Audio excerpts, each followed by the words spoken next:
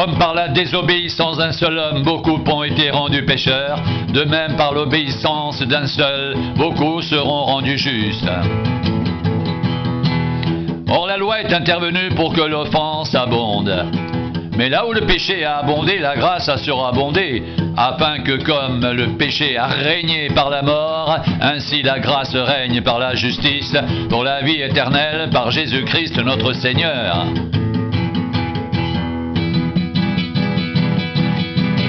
Que dirons-nous donc? Demeurerions-nous dans le péché afin que la grâce abonde? Loin de là. Nous qui sommes morts au péché, comment vivrions-nous encore dans le péché? Ignorez-vous que nous tous, qui avons été baptisés en Jésus-Christ, c'est en sa mort que nous avons été baptisés.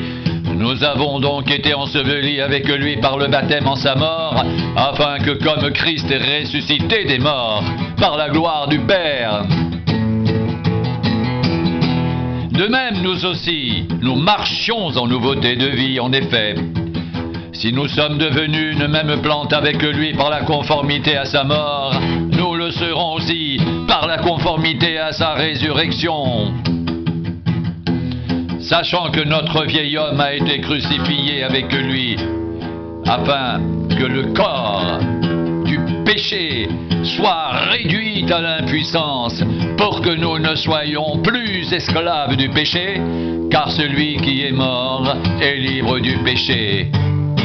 Or, si nous sommes morts avec Christ, nous croyons que nous vivrons aussi avec lui, sachant que Christ ressuscité des morts ne meurt plus. La mort n'a plus de pouvoir sur lui, car il est mort et c'est pour le péché qu'il est mort une fois pour toutes. Il est revenu à la vie et c'est pour Dieu qu'il vit. Ainsi vous-même, regardez-vous comme morts au péché et comme vivants pour Dieu en Jésus-Christ.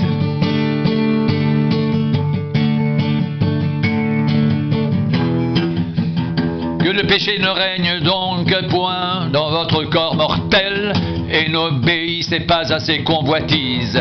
Ne livrez pas vos membres au péché comme des instruments d'iniquité, mais donnez-vous vous-mêmes à Dieu comme étant vivants de mort que vous étiez, et offrez à Dieu vos membres comme des instruments de justice, car le péché n'aura point de pouvoir sur vous, puisque vous êtes non sous la loi mais sous la grâce.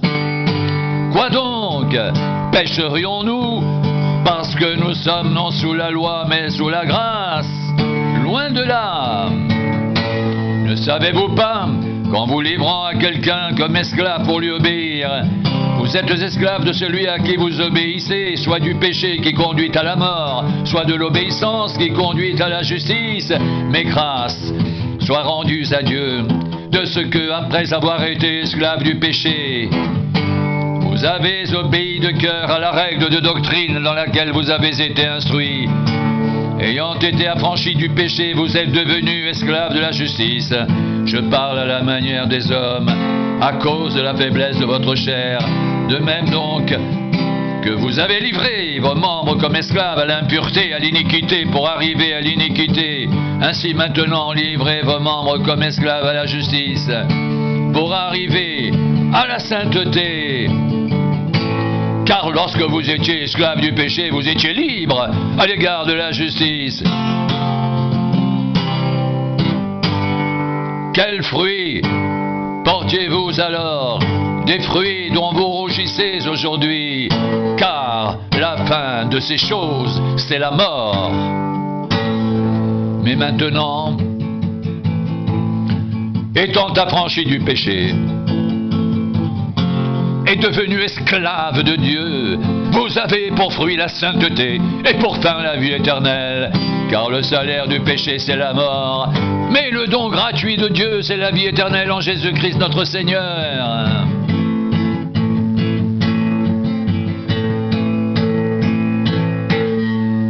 Il n'y a donc maintenant aucune condamnation pour ceux qui sont en Jésus-Christ. En effet, la loi de l'esprit de vie en Jésus-Christ m'a affranchi de la loi du péché et de la mort. Car chose impossible à la loi, parce que la chair la rendait sans force, Dieu a condamné le péché dans la chair, en envoyant à cause du péché son propre Fils dans une chair semblable à celle du péché, et cela afin que la justice de la loi soit accomplie en nous,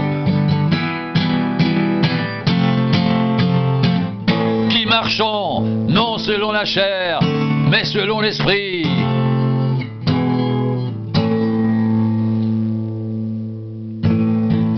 Ceux en effet qui vivent selon la chair s'affectionnent aux choses de la chair, tandis que ceux qui vivent selon l'Esprit s'affectionnent aux choses de l'Esprit.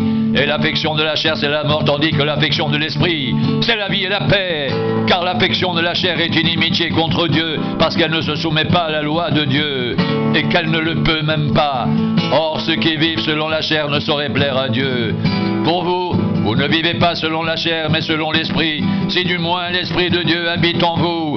Si quelqu'un n'a pas l'Esprit de Christ, il ne lui appartient pas. Et si Christ est en vous, le corps, il est vrai, est mort à cause du péché, mais l'Esprit est vie à cause de la justice. Et si l'Esprit de celui qui a ressuscité Jésus d'entre les morts habite en vous, celui qui a ressuscité Christ d'entre les morts rendra aussi la vie à vos corps mortels par son Esprit qui habite en vous.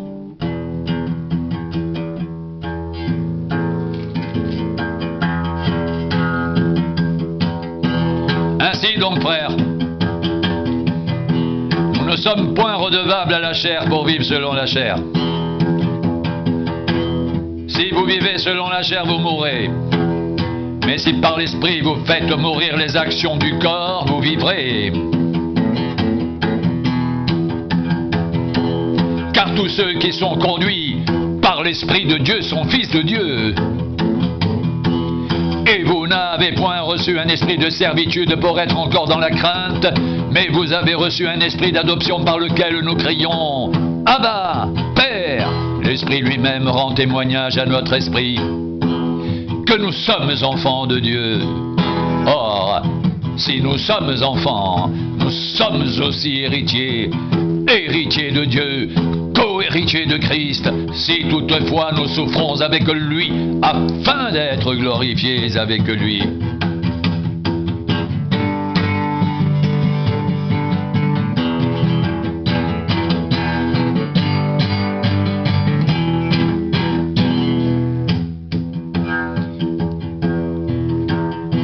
J'estime que les souffrances du temps présent ne sauraient être comparées à la gloire à venir qui sera révélée pour nous. Aussi la création attend-elle avec un ardent désir la révélation des fils de Dieu, car la création a été soumise à la vanité non de son gré, mais à cause de celui qui l'y a soumise, avec l'espérance qu'elle aussi sera affranchie de la servitude de la corruption, pour avoir part à la liberté de la gloire des enfants de Dieu. Or, nous savons que jusqu'à ce jour la création tout entière soupire et souffre les douleurs de l'enfantement. Et ce n'est pas elle seulement, mais nous aussi, qui avons les prémices de l'Esprit. Nous soupirons en nous-mêmes, en attendant l'adoption, la rédemption de notre corps. Or, c'est en espérance que nous sommes sauvés. Or, l'espérance qu'on voit n'est plus espérance. Ce qu'on voit, peut-on l'espérer encore? Mais si nous espérons ce que nous ne voyons pas, nous l'attendons avec persévérance. De même aussi l'Esprit nous aide dans notre faiblesse, car nous ne savons pas ce qu'il convient de demander dans nos prières. Mais l'Esprit lui-même intercède par des soupirs inexprimables, et celui qui sonde les cœurs connaît la pensée de l'Esprit, parce que c'est selon Dieu qu'il intercède en faveur des saints.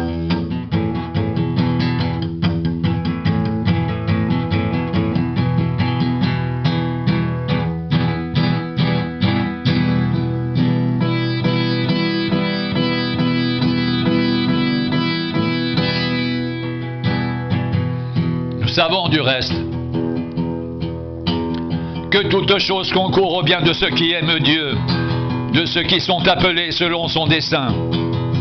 Car ceux qu'il a connus d'avance, il les a aussi prédestinés à être semblables à l'image de son Fils, afin que son Fils soit le premier-né de beaucoup de frères. Et ceux qu'il a prédestinés, il les a aussi appelés.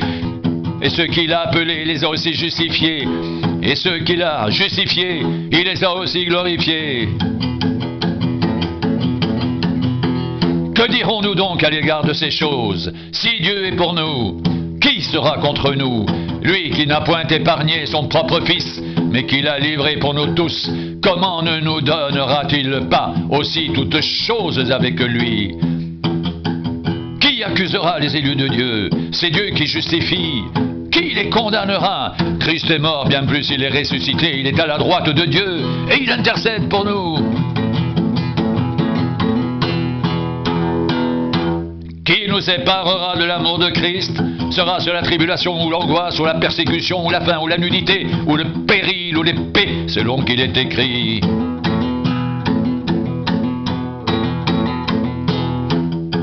C'est à cause de toi qu'on nous met à mort tout le jour, qu'on nous regarde comme des brebis destinées à la boucherie.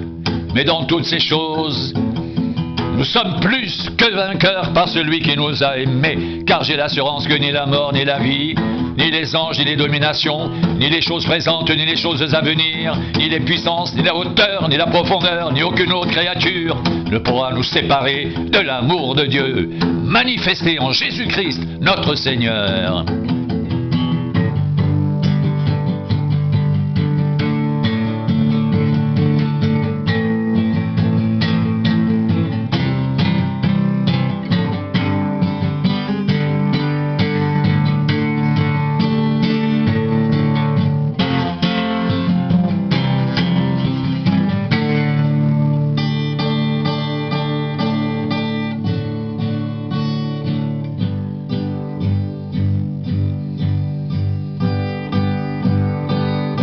Mais dans toutes ces choses, nous sommes plus que vainqueurs par celui qui nous a aimés.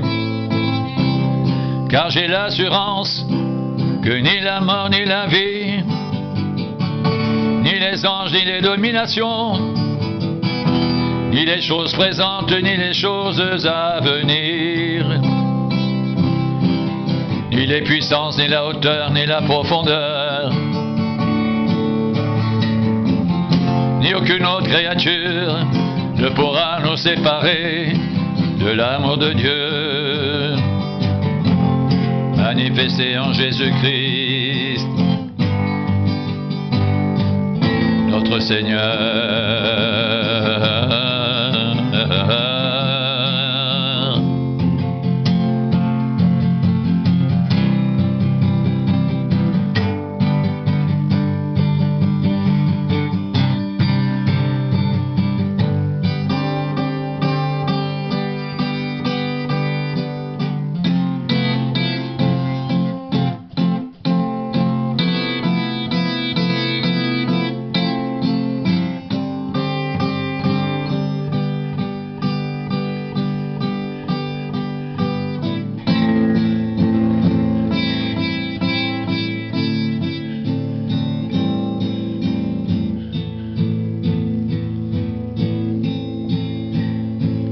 Mais dans toutes ces choses, nous sommes plus que vainqueurs par celui qui nous a aimés.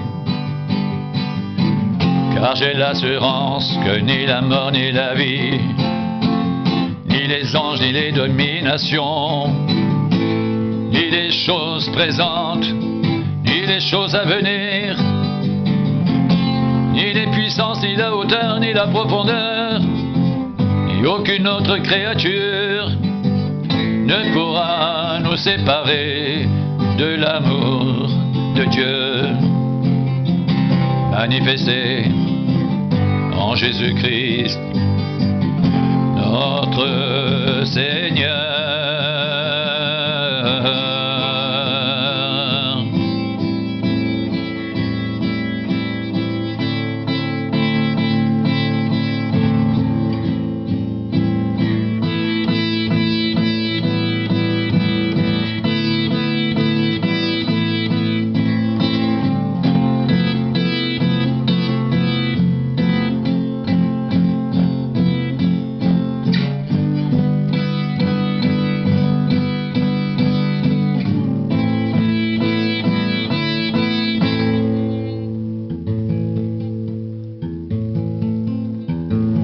Et dans toutes ces choses, nous sommes plus que vainqueurs par celui qui nous a aimés.